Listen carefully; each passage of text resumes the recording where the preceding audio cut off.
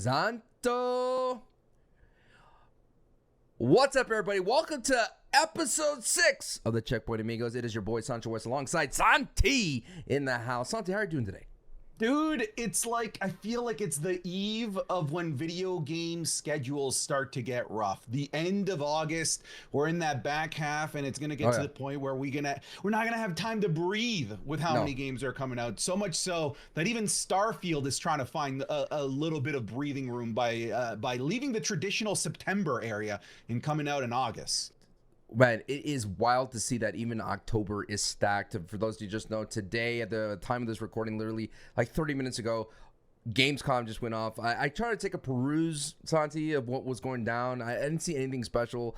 They had Modern Warfare 3 was kind of like shown a little bit more. Like we've all seen all those kind of start missions for cinematic. The exciting thing about Modern Warfare 3, if you're a Modern Warfare fan, is that it's going to pick up right after Modern Warfare 2. Yeah. So that's very exciting to see. That's the direct sequel to that. But man, I don't understand these Modern Warfare showcase cinematic things. And it's always so dark. It's so shadowy. They have to have night vision. They have to have these like long drawn out stealth missions. Like I enjoyed, even though the game didn't do so well sales wise or just in terms of the lexicon of Modern Warfare, Cold War's kind of presentation, that was kind of cool. You had the mixture of the Vietnam and the Cold War type of music. Like I always enjoyed the Black Ops type of games because they have a little bit more style to them. But it's another Modern Warfare showing out for Gamescom. But I'll take a double look, chat, in terms of you out there and see how it goes.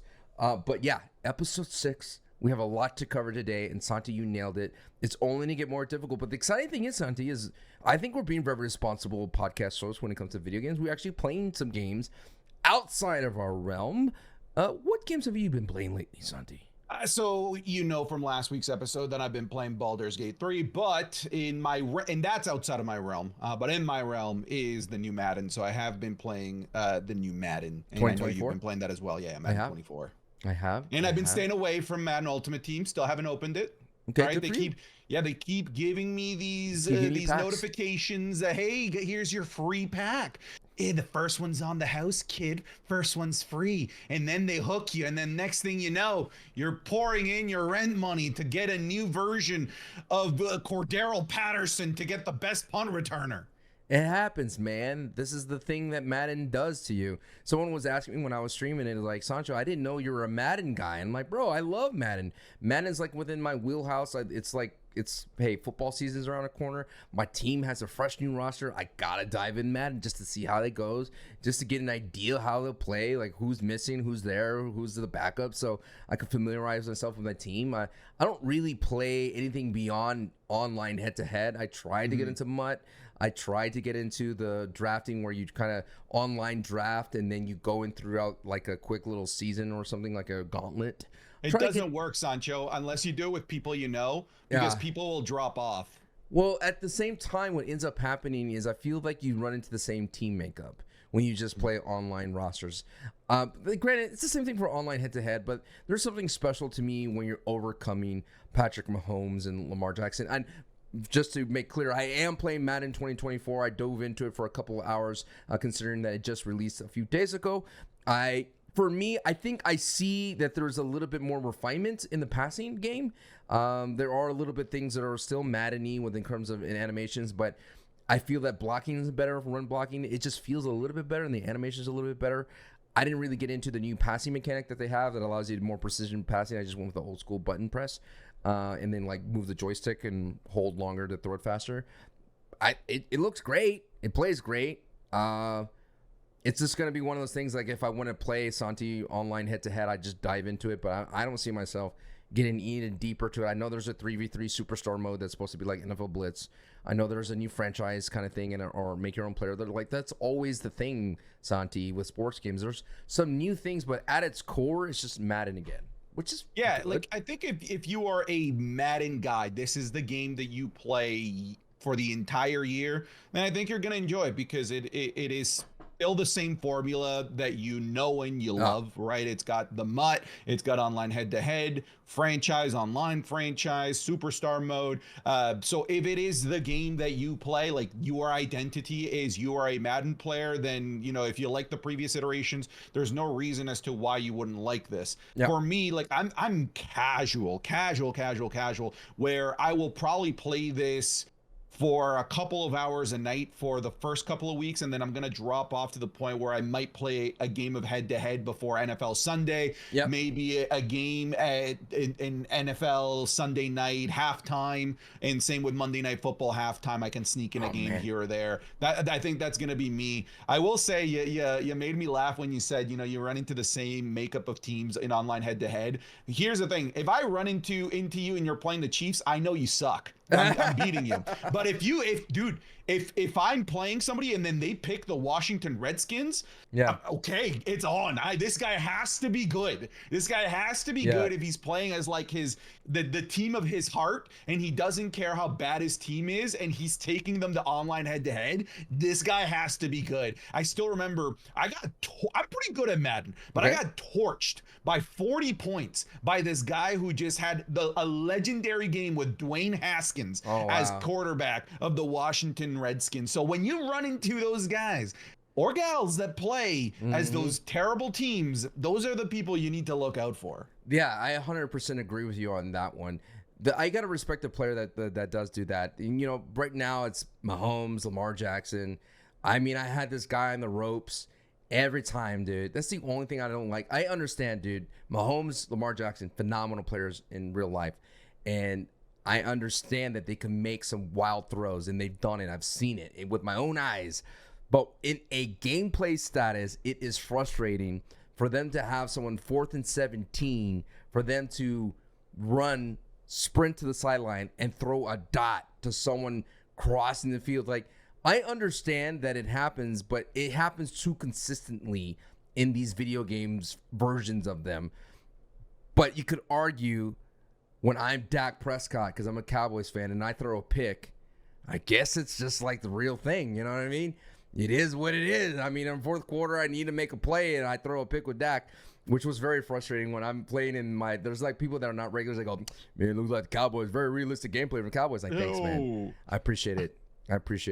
I will say, too, though, like, if you have never been into Madden, you've never liked Madden, and you're wondering if this is your jumping in point, if this is your God of War 2018, no, it isn't. Like, it's another Madden. Like, if you didn't like the ones over the last couple of years, you're not going to like this one. One thing that I would say to argue that is, once I didn't get the next gen Madden for a while from the PlayStation 5 and Xbox One, it was refreshing to skip a year or two and then play like, wow, these are some cool things. And then you have people who've been grinding like, we've had this game forever. This is the same old. So maybe if you've been missing for a while, MIA, or you just got a console, I think you might enjoy it. I think the biggest bonus, though, Santi, for our online head-to-head folks, is that it's crossplay. I think this is the first time ever that it's crossplay. First time ever. Yeah, it's so exciting to be able to find a game if you're on PC, and it's probably more exciting to probably play with other people, maybe if they're on different consoles. I haven't really dived into that because a friend of mine who is an NFL player and XFL player, Kurt Benkert, he's like always wanting to create an online league. He's like, we need to get all these other content creators to do it. But Santi, invitation's open to you if you would like to join us. I haven't talked to Kurt in a while about that, but yeah, I've been playing Madden. But there's another game I've been playing, Santi, that I've been really enjoying. Oh, that's the sound of a chainsaw, dude. There's nothing about that. For those of you who don't know, shout out to the people at a part of Terminal, which is a way for streamers and content creators to get stream keys and that sort. I was able to get one through the program, and I'm very, very excited about it. Texas Chainsaw Massacre from Gun Interactive. I think it's Gun Interactive, which is the same people that made Friday the 13th, which is now debunked or donezo because of legal litigation due to losing the license. So you can no longer buy or download that game. And I think the servers are close to being down, or they may be down forever. But there are people playing it till this day. But Santi, I'm telling you, there is something special about asymmetrical multiplayers that I will always enjoy, and especially the idea of, X versus Y, cops versus robbers. family versus victims. It is just an exciting game that what the developer was able to do. I'm going to double check. I think it is Gun Interactive. What they were able to do is totally immerse yourself in the setting of this 70s movie of Texas Chainsaw. The organic vibe of it, the spookiness of the environment, the overall, like, it's appealing to the eyes. No disrespect to people that love Dead by Daylight, but that game does not look pretty at all. And I'm not a big fan of Dead by Daylight because it's too gamified. This one's more cinematic. There's a little bit more into it. Like, it really engrosses you into the world of the Chainsaw Massacre universe. And more importantly, like I said, the graphics really stand out because I wish I could get into Dead by Daylight. But when they announced Nicolas Cage as a victim, I'm like, dude, this is amazing. I love Nicolas Cage, one of my favorite actors. And then I see the graphics. It just takes me out of it. It's like there's just so much more that this game could do. And just to see it side by side to Texas Chainsaw Massacre and Dead by Daylight, and even though there's a variety of, monsters and hunters and things of that sort, I have to give my tip of the hat to Texas Chainsaw Massacre for the experience. Will it have the legs as Dead by Daylight? I don't know, but I had enjoyed I had a killer time with it, Santi. Oh, I really enjoyed watching your stream because I've been, I guess, like, wanting to potentially dip my toes into that world because I enjoyed Friday the 13th, but I loathed Dead by Daylight. Same. Do you think something you didn't mention is, like, Dead by Daylight, like, it's all trolls, especially at this moment in time. Our topic after this will be intimidating games to get into, and that's a game that I want to highlight when we talk about that. But it's all trolls that just know the easiest way to do annoying things to grief you when you're playing. But I digress. We can get to that point in a second. What I liked about watching you play Texas Chainsaw Massacre is that there was a narrative in the gameplay for both the survivors and the killer. In places like in games like Dead by Daylight and also Friday the 13th, the narrative was really only for the survivors, right? Hey, we got to get Tom to come in with the shotgun, the cops, blah, blah, blah, all this stuff. But then with the Texas Chainsaw Massacre, I saw that one of your story progressions that you need to make in around is to wake up Grandpa and feed Grandpa. And I think that's so cool because if you're into the movie, you know that, like, Grandpa has a cult following as, like, because he's the best to ever do it. No one kills him like Grandpa. Go get her, Grandpa. Go get her. I love that. Yeah. And that's what I love about this company. I mean, the developers nailed the vibe of Friday the 13th. You're right. For me, as the family, there is certain objectives to do where you cannot, I play this Leatherface and I decided that's going to be my main. I love Leatherface. He's one of the most iconic horror figures of all time. And I love scary movies, by the way. So Leatherface, he cannot leave the basement unless Grandpa's awake. And in order for Grandpa to be awake, somebody, the victim, has to accidentally walk by him, or a family member from upstairs has to do something. I'm not quite sure what they have to do, but basically I am trapped in the basement until that happens, until the victims progress their objective. So it's really fun being like, this is my territory, but there's nothing like having the ability to, like, even the smallest detail of, I could have my chainsaw off and I could be stealth. I could rev it up and intimidate people and run around with it. If I have it fully charged up and have the chainsaw above my head, it's a one strike blow and it goes into an execution. So there's like a little bit of a nuance to the characters rather than like just walk up to them and hit them. There's a little bit of specialness, and every character has a different stamina or run speed, and all those kinds of things come to the factor. But it's really enthralling because when I was playing, when you were watching me, I played it twice. I played it by myself, and then I played it with another streamer on TikTok named Mo Strike, who normally plays Fortnite. She's like, so for the people who are afraid of games, she's doesn't like scary games, but she enjoyed being the family because you're the one doing the scaring. So I had a great time communicating with her. She played someone else that had different abilities. My character, Leatherface, could not crawl through the crawl spaces or the slits of the wall, but she was small enough and nimble enough to be able to flush someone out, and then I would wrap around with Leatherface and catch them.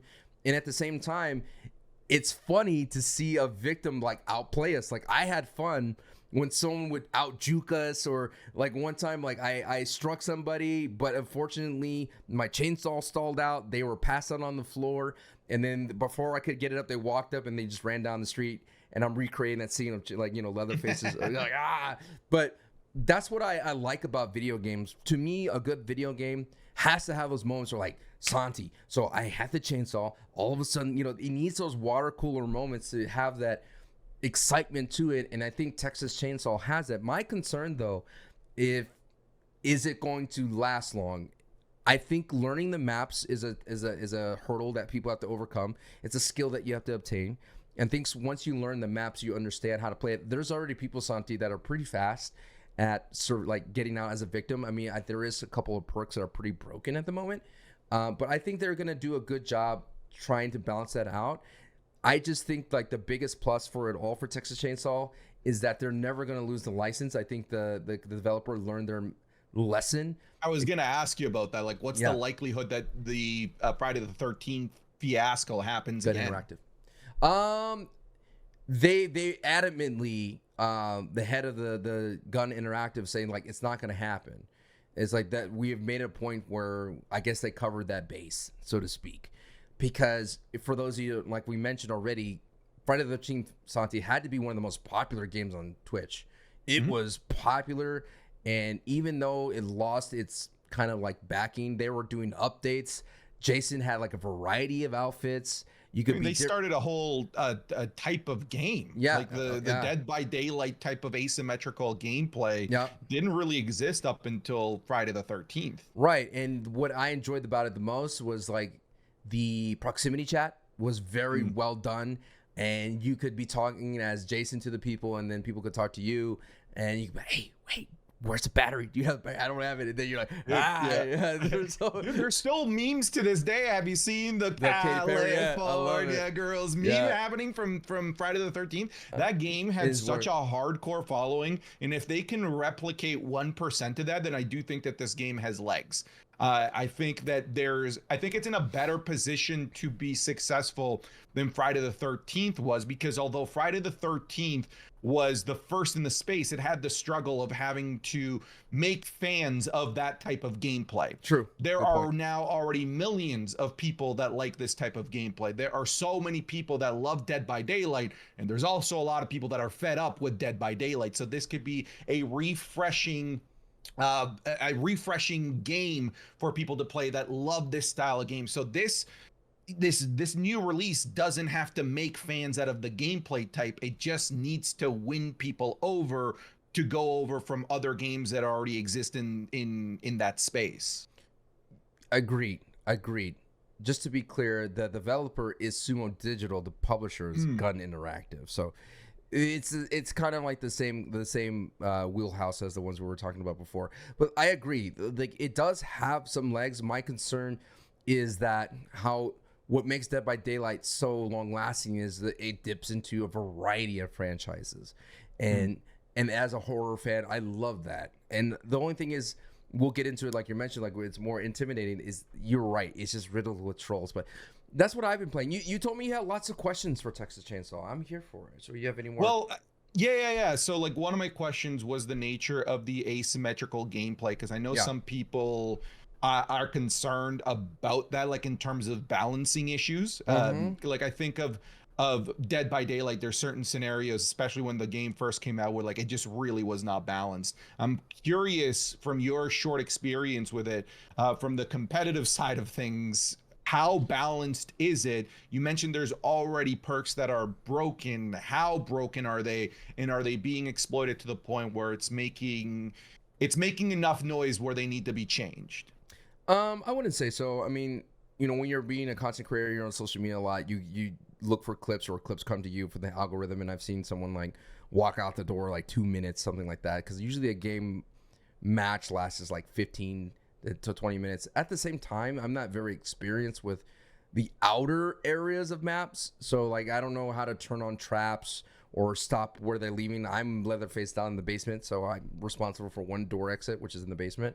I think when it comes to the competitiveness, it is very balanced. So like I mentioned, Leatherface can't go through slits or he can't go through crawl spaces, but there are things that he can destroy to stop that. So if there's a crawl space, he could use his chainsaw to stop it, or there's a place where people could crawl through barbed wire, he could destroy it. The flip side is, though, is that it won't let his hitchhiker family member go through the same thing. Like, you won't have that ability as well. So there is a checks and balances throughout the entire game that I find it that's being very there's a term called Yomi. So it's like you could read to what's happening in the situation. You could look at who you're going up against, the family members, and you can be like, okay, this person's going to do this person's going to do that. And the same with the victims. They all have a variety of different skill sets. Some pick locks better, some heal, just like in Dead by Daylight. I think what is very nice about Texas Chainsaw is the skill tree is not as intimidating as Dead by Daylight. I remember playing that and be like, I don't understand this perk system. It's too crazy. But this one very simplifies it. You know, this thing, you get more damage. The family gets more this. And I've only played as a family. And I made a conscious choice of that. I said, if I'm going to, as a content creator, if I'm going to play a game that's not in my wheelhouse of multiplayer battle royale, I'm just going to be the one dude that, hey, when Sancho's playing Texas Chainsaw, he's going to be Leatherface. Just to like, let me, as if I'm not going to spend a lot of time in this game, at least I know how to play Leatherface to a very strong competitive level. So that way I'm doing something. Because one match, Santi, I don't know if you watched it, because I was streaming it yesterday. I got 4 of them, like right off. I got them all 4, like 3 right off the rip. And that was like, wow, I'm getting better at playing as Leatherface, because it's all about being hidden until the last second revealing. And they're like, oh crap, I can't get away from him, because that dude, he's very terrifying. I can't imagine how terrifying that game will be. And what's a good bonus to it, Santi, is that Halloween's right around the corner. So this one's going to be the perfect. I told Mostrek, who I was playing with, I was like, this is the perfect Halloween game. And it just feels so good to play. And one more question for you. Like, we talked a little bit about its comparisons to Dead by Daylight. What do you think this game needs to do in the long term to win over the Dead by Daylight audience? Because there's a lot of people that are fed up with Dead by Daylight. What can this do to win them over? That's going to be tough, because Dead by Daylight's huge advantage is that it has flexibility. I think Texas Chainsaw does have an opportunity to lean more into the franchise. I mean, this is only based on Texas Chainsaw 1. There's so many other Texas Chainsaws out there that they could dip into, but I think licensing may be a problem. Like, I think if they could get Matthew McConaughey, well, I was going to say, they could get he hates the existence of that movie. I don't know if you know that. Right. I mean, hey, man, we understand you got to get paid, right? You had to get paid. But if they could get Texas Chainsaw, or at least the character that he plays, right? Yeah. Get that McConaughey character in there, there's could be some legs. But I think if you are a fan of Texas Chainsaw, you're going to love it more. And I think Dead by Daylight fans, in terms of just the asymmetrical multiplayer, would understand it. But I think they'll miss the basic gameplay of Dead by Daylight, where you have things that you knock over and then the person can't run through, right? That little run throw, the flashlight, that type of things, the hook system. Because in Texas Chainsaw, dude, once you're gone, you're gone. There's no, oh, I got knocked and I'm going to get put on a hook and then I could wiggle myself out. You're dead. Like, once you're gone, that's it. You're not coming back. Which I think is a big bonus to Texas Chainsaw, because Dead by Daylight, quicker games. It's quicker games, and it's so annoying. Dead by Daylight's so annoying. But I think like in order to compete, keep leaning into Texas Chainsaw, provide new maps when you can, and just listen to the community when it comes to balancing, to the point where if you see someone and someone's like literally running out the back door in like 2 minutes, then you gotta look at that. At the same time, like, if I'm one-shotting people easily, because I'm already looking on YouTube and there's like strong damage builds for Johnny. It's the nature of gaming these days, right? I'm calling the kettle black again. Like, we content creators, if I find something that's going to get views, I'm going to post it, right? For sure, absolutely. For sure. I would love for them, they won't do it, but I think it'd be hilarious if they did an AEW Dynamite Arena as a map. I was making that joke. I was like, yo, I'm the guy from AEW here running around. I'm all in. I'm all elite. But it's cool because to unlock Leatherface's alternate outfits, you just gotta play as Leatherface 20 times. That's not bad. Yeah, dude, it's not bad at all. I love that. I love that about it. And so for those of you out there who are maybe interested, who maybe have the budget to do this, I think it's worth dipping your toe in. It is available on Game Pass, so that's a huge W for your Xbox out there. Download it. I think it's a definitely must download to play. It does have microphones and things of that sort. I never use that for myself as a streamer. I don't use it, but I had a blast playing with my friend on Discord. So I highly recommend it in that aspect. It's a very intimate game compared to Friday the 13th. It's not sprawling, but the game itself has a lot of mazy type corridor things, but it's very organic. It doesn't feel like I'm in a video game maze. Like you're not in the Pac-Man maze, like what sometimes Dead by Daylight feels like. Right, and it feels like so cheesy. But this one is like I'm in a cattle chute, and that makes sense for the cattle chute to have a lot of gates and doors and pathways and things of that sort in a slaughterhouse. It totally makes sense. So there's things like that that just whoever designed these maps, they did a really good job. And if you play this game on max settings, like I'm fortunately able to on my PC, it looks good and it's very gory. Surprisingly, well, not surprisingly, but it is gory in a good like B movie way. Like that there's one execution that I have with Leatherface where he does multiple slices and then he just revs the chainsaw and just shoves someone like right into it. I'm like, dude, that's I saw that one. If they do more of that kind of stuff, if they expand the animations, it'll keep me engaged into it. Like really lean into the gore, but it's not like. It's just bloody. You know what I mean? There's not like guts or anything like that, but it's just. Can you wear the faces of the people you kill yet? See, that'd be wild. That'd be awesome. Not yet though. Okay, one last thing. Yeah. What's your preference on this when it comes to controller or mouse and keyboard? I played on mouse and keys. I surprisingly, as someone that loves to play on controller for almost everything, when it comes to just PC games, I love playing on mouse and keys simply because it's you got to be able to catch people. Because when it comes to these asymmetrical games where 100, it's all about angles, especially in melee base. So if I'm going to swipe at someone and I miss, I flick that mouse and just try to get that down. It plays very well, though, in WASD type controllers. I'm sure it plays well in controller as well. But there's a lot of mini games throughout it, and they're not as complex as Dead by Daylight. There's just like literally hold A, and it'll do whatever it needs to do. Tap it, but from what I've seen, the lock picking could be quite difficult for victims. That may take a while, but for me as a family member, I love baiting people into trying to go ahead, pick that lock. I'll be right around the corner to try to catch you. It's just fun, man. It's just something that I genuinely so happy that I was able to tell myself, just play it. Don't be afraid not to play it. As a broken video gamer, just play it and see where it goes. And it's funny because my mother, because now that I moved back to Texas, my mom watches my streams a little bit more, and she's like, I saw you play that chainsaw game and it looks like you're having fun. And I was like, I am, I'm having genuine fun. Not to say like Fortnite's not fun for me, but sometimes Fortnite can be laborious considering that my job is to make content from that. Yeah, and I think ultimately, like, I can tell when you were playing it that you were enjoying it as opposed to, going through the motions. Like, I could just tell that you were having fun with your friend. You guys were laughing. You guys were freaking out at the same things. Like, I miss that type of thing.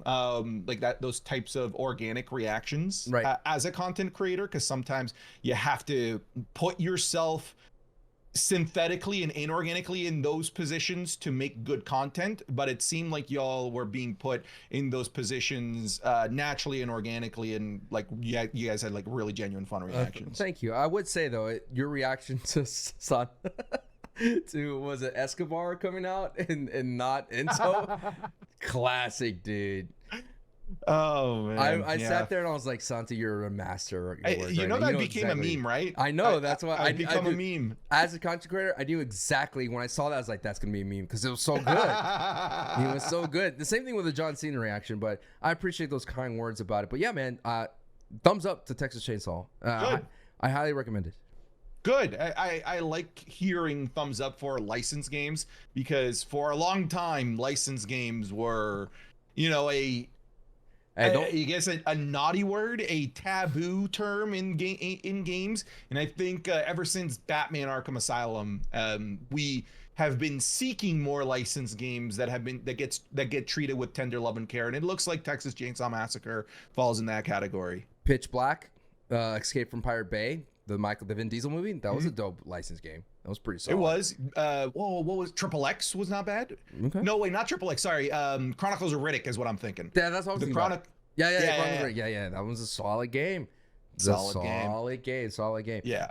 Okay, Santi. So, do you want to go on your topic, or do you want to? Let's go into my topic, since we kind of talked a little bit about the inaccessibility of Dead by Daylight, especially if you're a brand new player. So, Sancho, my topic is intimidating video games. All right, and I don't necessarily, and that this could be a subjective thing, right? Maybe they're intimidating to you because they're too difficult. Maybe a Souls game, right? Maybe they're too intimidating because there's already people that have been playing it for years and it's a multiplayer game. Maybe it's too vast. Maybe it's an MMO, or maybe you just don't know where to start with certain types of games, like a Destiny 2. That's what I wanted to talk to you about. Like, for you specifically, as Mr. SanchoWest, what do you identify for yourself to be an intimidating game, and what do you put into that category? Oh, when it comes to intimidating games, and the thing is, like, I feel like I've already said this phrase so much in this podcast, but as a streamer, since I am in front and center, right, I have an audience to entertain. I am very intimidated in games where I look stupid, in a sense of like, I gotta add to this soon. Keep going, but I gotta add to this soon. Like, I don't want to look stupid as a gamer because I get distracted so easily when I'm streaming that I forget like a simple tutorial, or I may have skipped something, or I don't read the lore, I don't understand that narrating, or like, you know what I mean? And because I'm entertaining. So what ends up happening is something happens, and then like minute later, I'm like, chat. And I'll say something like, hey, wasn't that guy dead? And then they're like, dude, did you just miss the cutscene where he just came back to life? But any of those kind of factors to that. But before I move from a point, what do you want to piggyback to that? Well, for me is first-person horror puzzle games. I'm not talking just like a first-person horror game, like a Resident Evil 8, like Outlast, or you're talking about Outlast, Alien Isolation. I'm talking. There's a game like what was that game that I just played? Madison, where it's a game where all you have is a Polaroid camera, and seriously, man, like. They're very scary, and I don't mind scary games, but the problem is that like if you miss something so basic, like, oh, how did you not know that you were supposed to take a picture of the grandpa's casket and use that picture to open up the monastery in the basement, idiot? Like, horror puzzle games are riddled with puzzles that to me make no sense, but for some reason to the chat they just make sense, and I'm the only one that's the idiot in the room while a couple of hundred people are like, use the family photo to open up the bank vault. What does that mean? That I had to get that out of me, because I run into that every time I play a first-person horror game. And then it also doesn't help that you're usually being chased by something, so you've got this disorienting nature, and the fact that it's first person, and more often than not it's made by an indie developer that hasn't gotten physics right, and you're getting stuck on things. First person horror puzzle games to me are like tip of the list, tip of the top when it comes to the most intimidating games for me. Okay, yeah, dude, I'm up there with you. I think there's just a greater pressure to perform in front of other people. I mean, I guess if you're not a streamer out there and you're a listener or a viewer, you may say that streaming may be intimidating to you, because these are the things that we face as streamers, where we run into even the games that we love, that we know. I think gameplay wise, what I'm very intimidated as a gamer, you mentioned it, is Destiny 2. It's just something about the raid that sounds so intimidating. And I think what it is relying on getting together 4 or 5 people in a place and to commit to something for hours and trying to solve that for hours, and to understand that it's about the journey and not the end. But for most and correct me if I'm wrong, Destiny 2, Guardians, aren't you just fighting a boss at the end that just has a lot of health? Isn't that just that what waits at the end of the tunnel? It's just maybe some better gear, right? Like, that's what I may be weirded out, but maybe I'm simplifying it to the point, but if the entire puzzle and like I have to do this on the hour and I have to be standing here and I have to be shooting this when the wind is facing west, not east. If I go through all those kind of hoops just to get to the end where there's like a boss that, okay, guys, when the boss is red blinking, don't shoot it directly or you're gonna have a problem. Be sure you get your kinetic ammo for this part. And I know that feels more like a raid or like a dungeon, like that's what it's mimicking. But for me, as someone who plays Destiny PvP a lot, and I loved it, what was intimidating for me was, oh, you want to play the Trials of Osiris? You need to play the PvE to get better gear, rank up the gear, spend all time grinding the PvE, do this raid, bring in that gear into the PvP so you compete in the Trials of Osiris or whatever. And I'm like, I can't do that. I don't have the time to play the PvE when I just want to grind the PvP. And you're telling me that the weapons that I have are trash now because there was a new raid that came out that did unlock the House of Glass or whatever. And all that kind of stuff is mad intimidating. And I know there's YouTube channels galore, Santi, that break down the lore, that like help me out with everything. But that just to me, it sounds like an elective course elective in gaming. If this was a university that I am not down for to spend, it's like learning Latin to me. Yeah, and one of the problems that I have with getting into Destiny 2, because I've never played it, and it's the same problem that I had in the early days of World of Warcraft, is the question of where do I start? I'm looking at World of Warcraft, like there's Wrath of the Lich King, there is I don't know, like the Land of Pandoria, like there's so many expansion packs. And then now we have the same thing with Destiny 2, where there's like, I swear there seems to be like 7 versions of Destiny 2 that have come out since. Where do I start? Where do I begin? A game, it seems highly intimidating to me when it feels like I need a Mount Everest Sherpa to be able to get around and maneuver and know where to go. Because I've had so many friends who are like, well, you don't even need to do the like campaigns. You can just do this thing and then you're automatically max level. It's like, yeah, but like, imagine if I'm a 16-year-old kid and you're like, well, you don't need to do like your driving lessons here. Just jump into the F1 race in Monaco. You'll be fine. Like that's not a comforting thought to just be automatically being put into endgame material when I know that there is so much other stuff that I was supposed to do in order to, like you said, understand the lore, understand the game, and really truly get invested. So when I look at something like Destiny 2, I'm immediately turned off by it. Then there's the type of game that intimidates me because of gameplay. For a long time, it was the Souls games, but eventually I dove in head first and I forced myself. And if it wasn't because I was a streamer, I would have never done it. And it was streaming that forced me into it. And I'm very happy that I did. But to this day, the one gameplay-based game that is just too intimidating to me is Counter-Strike. And it's because there are no crutches in Counter-Strike. I can get into Valorant because if I'm not amazing at point-click shooting, I've got abilities. There's things I can do. In Counter-Strike, if you aren't good at clicking heads, you're useless. Right. You're useless. You shouldn't even bother playing the game because there is a culture of people that have now been playing it for 20 plus years since Counter-Strike's source. There's people like Shroud that have really literally been conceived in the womb playing Counter-Strike. And those are the people that are still playing to this day. That culture of, hey, and I respect Counter-Strike players.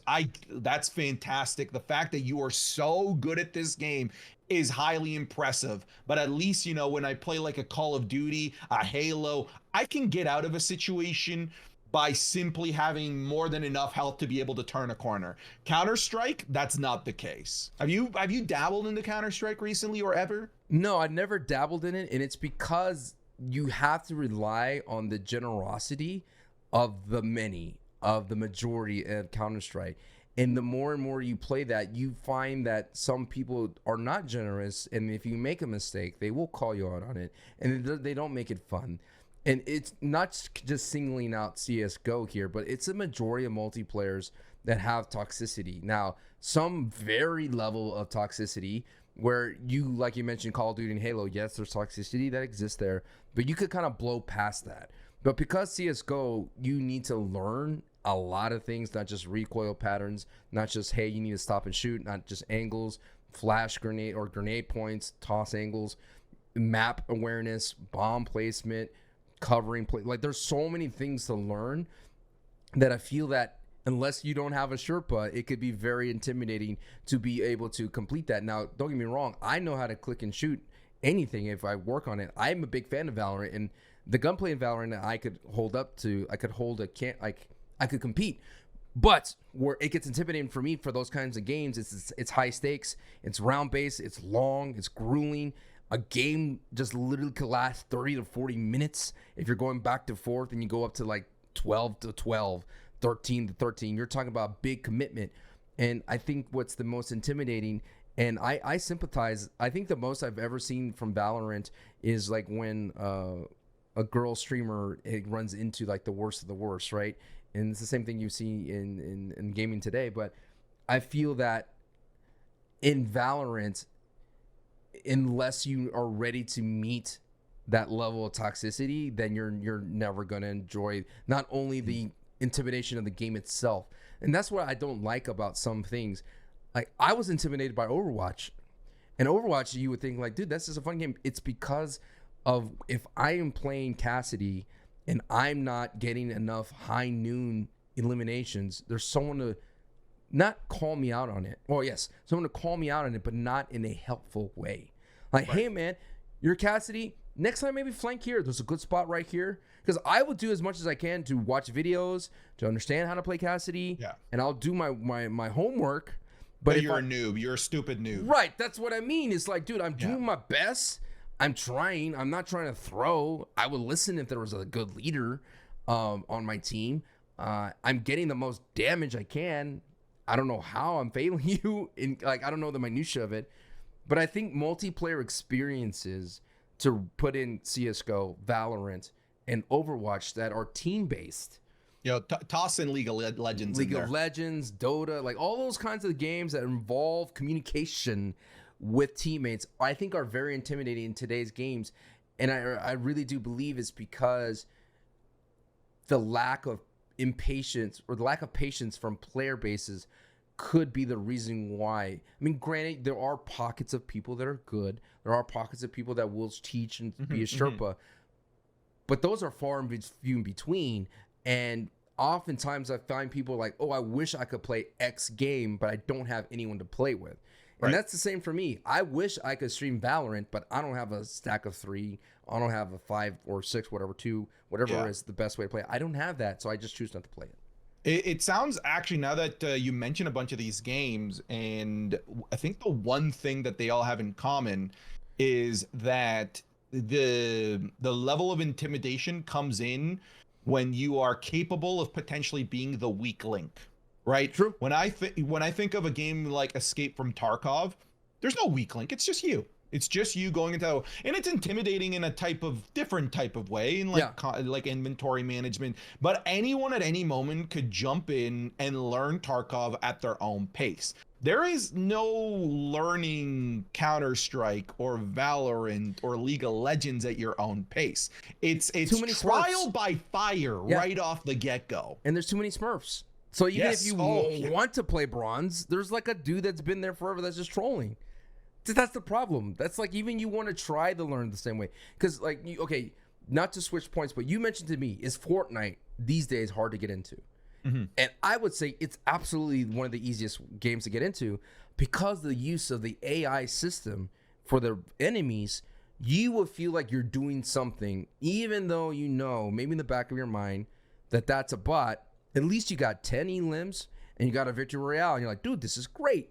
It teaches you organically, so you could play a solo, you could play duos, you could play trios, you could play squads, and there's so many mechanics in that game that allow you to stay alive. So say you're playing in squads, you go down, your teammate most likely will bring you back in a reboot, because that's just the Fortnite community, and the game incentivizes you to bring back your teammate, even though you may be garbaggio. Just by you being alive on your feet gives your team an opportunity to compete. So I think Fortnite has a good example of a multiplayer game that, yes, it's a battle royale, but you still have the ability to, it's less intimidating than, say, a Warzone, less intimidating than an Apex Legends, because there's less you have to learn, and especially zero build Fortnite. Builds maybe even very intimidating, but zero build Fortnite, not intimidating. Gotcha. I think we can move on from this topic, but the last game that I'll mention, because I think this is intimidating only to me, and it's in my head, and it's purely because of the narrative that this game had when I was younger, when it was coming out, is to this day, I still don't want to try Manhunt, because I remember all of the stories. This is the most violent game ever. This is gonna make you into Jeffrey Dahmer. How dare they allow this game into our culture? And that has stuck with me in the same way that maybe like if you were to eat Chinese food from a certain place and you get it and you get food poisoning, you know, that might have been a one-off, but like you don't want to go back to that place ever again. And I feel like that news narrative that there was behind Manhunt and Manhunt 2 has soured me so much on the idea that I might end up becoming John Wayne Gacy from playing these games. My thing is Lunchables. I ate a Lunchable when I was in first grade, threw up immediately, never ate a Lunchable, even though it's like a staple thing for parents to buy it. I did buy my kid a Lunchable because she was like, "Oh, I could build my own pizza." I'm like, "All right, hey, your funeral, kid." Let me know. But Manhunt, I just remember one of the weapons was a plastic bag, and you just walk up behind people like wham, and you would just do that. Manhunt is, I would say, it's not as, I don't know, dude. It's not as gory as the games are these days because the graphics are so dated. I think it's just more of the gameplay, like the way you play it and the way you're like. I feel like your innocent people are the objective versus like. Which is weird to say because I was talking about Texas Chainsaw Massacre, and I'm like, and I'm like, hey, they came to your property. Yeah, hey, it's right. Texas, stand your ground law. Yeah, that's right. It's so funny. And what's also, I'm going to go back to that real quick. The voice lines are so fun on the family, like just to hear them talking.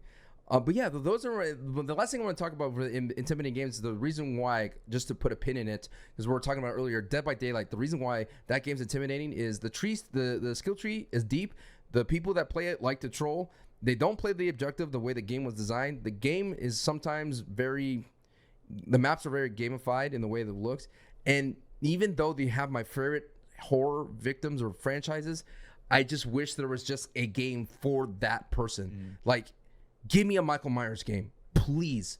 If Gun Interactive made a Michael Myers game just like Texas Chainsaw, oh my goodness, dude. Yeah. With the music, the environment, the houses. Imagine a game. Imagine the Freddy Krueger game. Yes. Where you can force one of the victims to fall asleep, and now the gameplay changes to a sleep world where Freddy has way more flexibility and power to do things. That would be, there's so many cool things that you can do. And I think the Scream franchise has a great opportunity to make a fun game in there. And that's the sad part, dude, is because you can make, because for Scream, you can just make it rated M Among Us, right? Like that was the original Among Us, Scream. Right. And that's the big thing about it is like you would know that most of these games or those franchises are stuck with Dead by Daylight. Yeah. So it bums me out. All right, my topic here, Santi, is I'm going to give it a credit to the people at Reddit. The people at Reddit. This is a one of the fun things to do is what I like to do, and this was from R Gaming, and it is things that you wish that old traditional video games would just go away.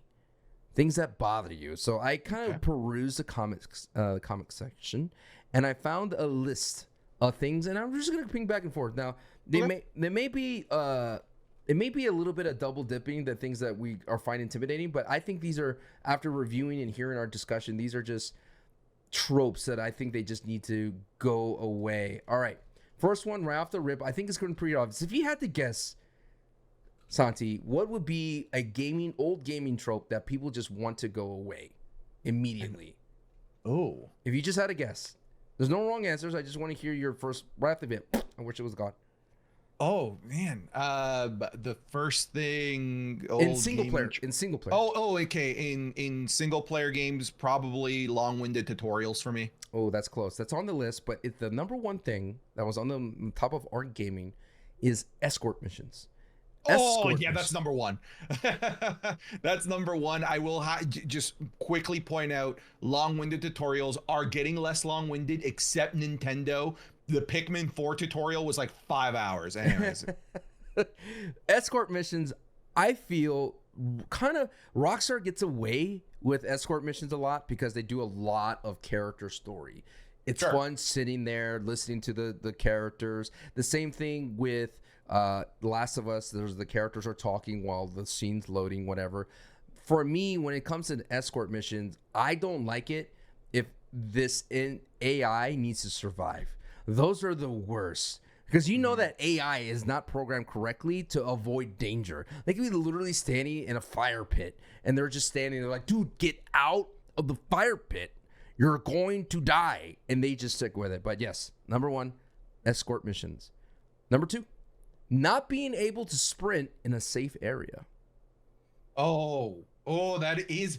Oh, now that when you point those out, they are annoying. Things. Yeah, right. Yeah. Oh, yeah. Like it's not quite the same thing, but I think it's analogous to it when you're forced to walk at the same pace as the AI during a maneuverable cutscene where like you have control of the character, but you have to be next to the AI to have that conversation, and you have to walk at their pace. I despise that. You're like running ahead, and it goes, "Where'd you go?" You have to turn back. You're like, like, "Hey, I was talking to you. Where'd you go?" And then you're like trying to entertain yourself. You're like looking at the dog on the floor, looking at the shop, and see like what's this AI doing. And then, it's like constantly like you're tethered to them. Or if you like you walk into like a safe area, like they're saying, like a town, and you have to walk through the town versus like, all right, I know where to go, just let me sprint through this thing and I don't have to deal with it. I do get the hilarity of the concept of, okay, you're in a town, you're safe, there's regular people here, and then you just see your character just sprinting through the town, through people's houses and stuff, and all the AI, like I'm just imagining them as like real humans, be like, the hell is wrong with that guy? But I get it, dude. I was playing Final Fantasy 16, and you're in one of the town holds, and you have to walk through it. And I'm like, imagine sprinting through that town, and just the poor fruit merchant be like, what is this guy doing? Let me do that. I got places to be. I know that there's a world that needs saving. Here's the next one: stamina usage outside of combat. So like for sprinting, climbing, rolling, when you're not in combat. So if you're going to point A to point B and you have to sprint to it, there is a gauge for sprinting stamina. I guess, but usually those games have a mechanic where you can spend skill points to increase that. So I guess I'm a bit more okay with that than some of the other ones. One thing I have discovered that I dislike recently, and this is kind of an offshoot to it, is racing games where I have to drive to the race. I don't enjoy that. I know I could probably fast travel there, but if I have to drive as if I'm in traffic to a race point, I hate that. I hate it. Just like I'm trying to put this into like real world context and how hilarious of a complaint that actually is, though. Dude, but it's true in a game that's annoying. I don't want to deal with it. It's like I don't want to drive to if I want to do something. I don't want to do that. All right, here's the next one. If there's a waterfall and nothing is behind it. Oh, that's sacrilege. There needs to be stuff behind it. Yeah, I guess that's I don't know. Like, I can't think of a game where there is a waterfall and there's been nothing behind it. There's always been something back there. Fortnite has some waterfalls with nothing behind it. Really? I think that's a perfect place for a chest. Exactly. It's an easy one. A secret peely. I don't know anything. All right, Eric, I know you've gotten more there, but now it's in the top of my head, so I need to add one. Hit me. Because I talked about this during Baldur's Gate and how it doesn't have this fetch quests. Fetch quests that are needed for progression. If you were gonna make me do a fetch quest for a side quest, fine. But For me to move the story along, I don't want to bring you 50 rabbit pelts. I don't want to do that. I don't want to go and completely murder an entire family, an entire platoon of rabbits for me to be able to get the next story progression cutscene. I think it's called a hutch of rabbits. A hutch of rabbits? Interesting. I don't know. What is a plural of rabbits? Now, there's your question for the comments down below. For those listeners. Comments down below. Please let us know. What is the thing? I get those fetch. It's like, hey man, the world's crumbling, but I want you to fetch me 15 bowling balls, and I want them delivered. There was the most egregious fetch quest of all time, and I think anyone that's played this game knows, because they even fixed it in the remastered version, is The Legend of Zelda: The Wind Waker. It's like you've gone through everything. Yeah. All right.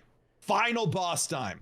Okay, but first you have to collect all 30 shards of the Triforce first. Oh no. That are scattered all over the map. And you have to do like everything from win an auction, the way to like defeating like a really long dungeon, to fishing, and these are everywhere. Wow. It was so bad that the remake on the Wii U actually completely simplified the process of collecting but the fact that was right before the final boss. Man. Fetch quests suck. Ganondorf's behind them. Here's another one. If your game has mandatory stealth sections, but the mechanic isn't as deep as Splinter Cell. So it's like an action game, but hey, now you're in a building and you have to go through stealth, and it's not that great. The mechanics. Can you think of an example of that? I can't. Dude, you're thinking like like I know, like I'm thinking of, like, for example, like Call of Duty 4, the mission Wet Work. There's a bit of stealth in it to some degree, but usually a lot of those non-stealth games that ask you to do stealth, usually for the most part, they're pretty good. That if you screw up the stealth, all right, whatever, guns a-blazing. Okay, that's but what then there's some that are bad where like, oh, mission's over. Yeah, that's one thing. Like Grand Theft Auto is kind of notorious of that, and I still think everyone out there, and this is a hot topic, this is a hot take here, Grand Theft Auto has some of the worst gunplay of all time. It's one of the worst, and I don't know why Grand Theft Auto gets a pass for this gunplay. It's too simplistic. I talked about Rockstar and Red Dead, but the gunplay of Grand Theft Auto is terrible, and their stealth missions are not that great. I think what this user was saying is, if your game is not designed if that's not champion, you better have some decent mechanics for it. And I think what comes to mind is very cheap AI with stealth missions. And they said this in the Reddit thread, but if someone sees you, that means everybody in the area knows exactly where you are, and they pinpoint to you. I think Metal Gear 5 does a great job of, like, if one person sees you, only in the vicinity the people could understand you, and if an alarm goes off, that just means they're high alert or something of that sort. Well, with Metal Gear Solid 5 and newer Metal Gear games, what was cool is that even if one person spots you, they changed it so that that person is going to run away and use their radio to alert the area. Right. So, but like the original Metal Gear games, like the entire area, the entire portion of that section of the map knows that you're there. Actually, it's funny that you bring up Metal Gear. This is kind of like the reverse version of this, because Metal Gear Solid is a stealth game, but there is a portion of Metal Gear Solid 4. Mm-hmm. The final boss of Metal Gear Solid 4. Sancho, have you ever played Metal Gear Solid 4? No. Okay, the final boss of Metal Gear Solid 4 is a Mortal Kombat fight. It goes from being a stealth game to a side-by-side Tekken-style Mortal Kombat fist-to-fist fight with Liquid Snake. That sounds hype, though. I'm not gonna lie. It is hype. It is so hype. And what's so crazy is that they completely changed the mechanics to all of a sudden give you a kick button that wasn't there before, to punching with your left, punching with your right. But of course, it's not designed for that. But that was a game that did it fairly interestingly. All right, hang on. You keep going. I still got you in headset, but this dog's going crazy. No, I got you. For your listeners at home, Santi has a sweet little wiener dog named Dwayne. He's gonna go ahead and check on something. But wow, it's just you and me, people out there. One of the things is item denigration. I do not like item denigration. I'm sorry. I don't like it when my sword breaks. And that's one of the things I did not like of Breath of the Wild. If I find something sick and it breaks within 2 shots, I'm upset. I worked really hard. I don't have to find another one. I don't have to bind another one. I don't have to repair it.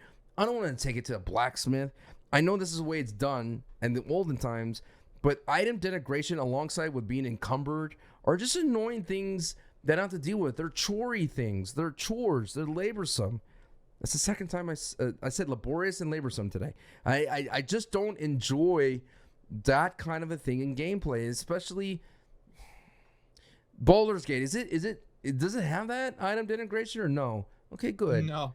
And one of the unexpected problems that I don't think that developers really take into consideration with item I don't know what's the word. Okay, is that all of a sudden? Yeah, all of a sudden now I'm not using the weapons I want to use because I don't want to break it. Yep. And I think that's lame. I think that's super lame. Like if I find a cool item, I should be incentivized to want to use it to enhance my experience, as opposed to in the back of my head, it's like, oh, well, I don't want to use it to kill these mobs because I don't want to break it. So I'm going to use this stick instead. And then you don't even fight them. You just run past them because you don't want to deal with it. All right, here's the last one here that I'm gonna... You hang on. You mentioned another one in there, yes. Like encumbrance, like being too heavy to walk, and Skyrim and Fallout were like the worst for that. Oregon Trail was mine. I would have the skills to get 1,000 pounds of meat, but I could only carry back 200. Nah, I'm going back and forth. If I got 1,000 pounds of meat and I am going across this great nation of America, I am not going to leave that meat behind. That is wrong for me.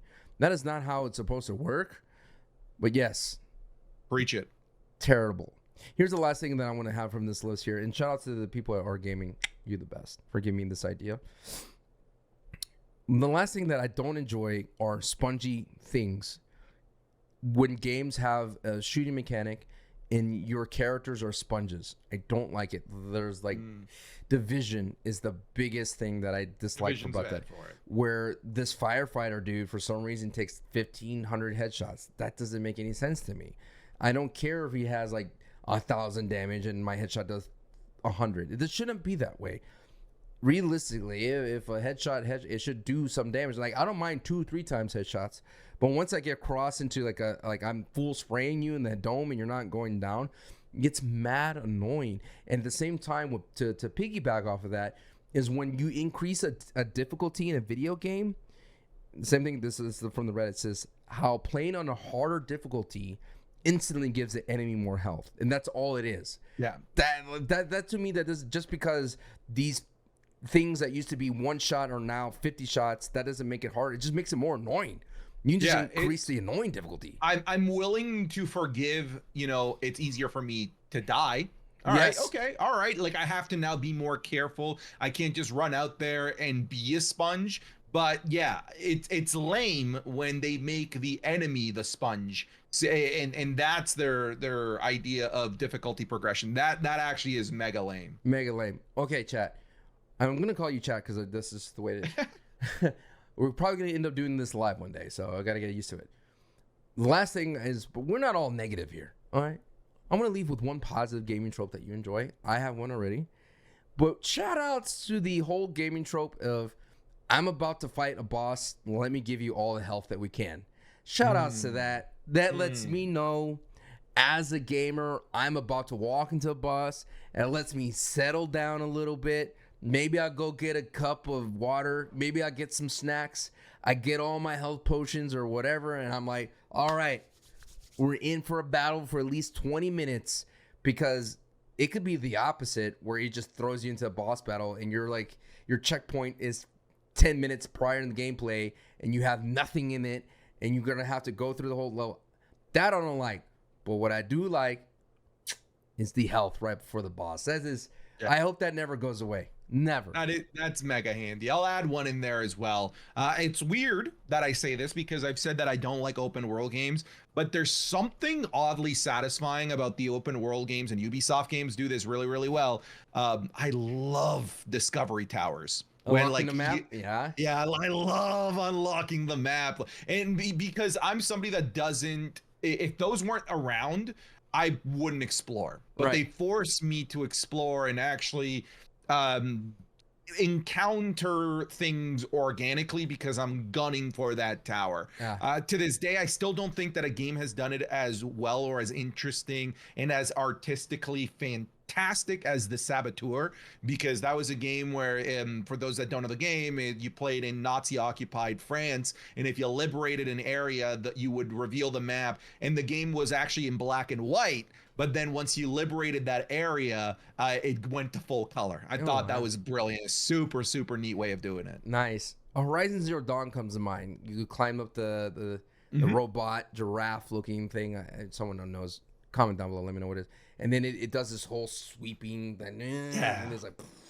Yeah, the OG was definitely Assassin's Creed, and then getting to jump from the tower into the hay. Good stuff. It's a good, like, natural break to the game. Like, all right, I unlocked it. I jumped in the hay. I'm gonna go get some. It's all about snacks. All right, I'm gonna go get some snacks. Santi, any more annoying things or positive things for Game of Thrones before we wrap up episode 6 of the CheckPoint Amigos? I think this is a problem with modern gaming because loading screens aren't a thing anymore. No. But there's still games that have a 1-second loading screen that are putting helpful tips in the loading screen that doesn't last. It'll be like 1 second. I'm like, I didn't have time to read that. That was like a paragraph. I don't know if it was important. Was it important lore? Because now the SSDs, you don't need loading screens. They last 1 second, but I don't know if maybe they gave me important information in there. On the flip side, they could be very generic tips. Yes. Very generic tips, because they understand it's like, press A to jump. Oh, thank you. Thank you. Yeah, that's the one thing what we've lost, because one of the things that we've lost because of no loading screens are Twitter breaks, right? In between, you scrolling X now or whatever the kids are calling it these days. But yeah, no, loading screens suck anyway. So I do miss booklets. That was my thing. No loading screen needed. Just give me an instruction booklet. We could talk about the other podcasts of the things that we miss from games. But amigos out there, that is episode 6. Thank you so much for joining us again. We are on all your favorite podcast services, and we are on YouTube's Thursdays at 2 p.m. Pacific, 4 p.m. Central, 5 p.m. Eastern. Santi, where can people find you as always? Let's go to twitch.tv/SantiZap. That's what I want to pimp out. But of course, anything SantiZap or MrSantiZap. And you could always find me at ChanchoWest. Let's give my TikTok some love. Let's get the TikTok some love. And thank you all so much for enjoying episode 6. And this has been the CheckPoint Amigos, the pod for the gaming people. Peace. Adios. Later.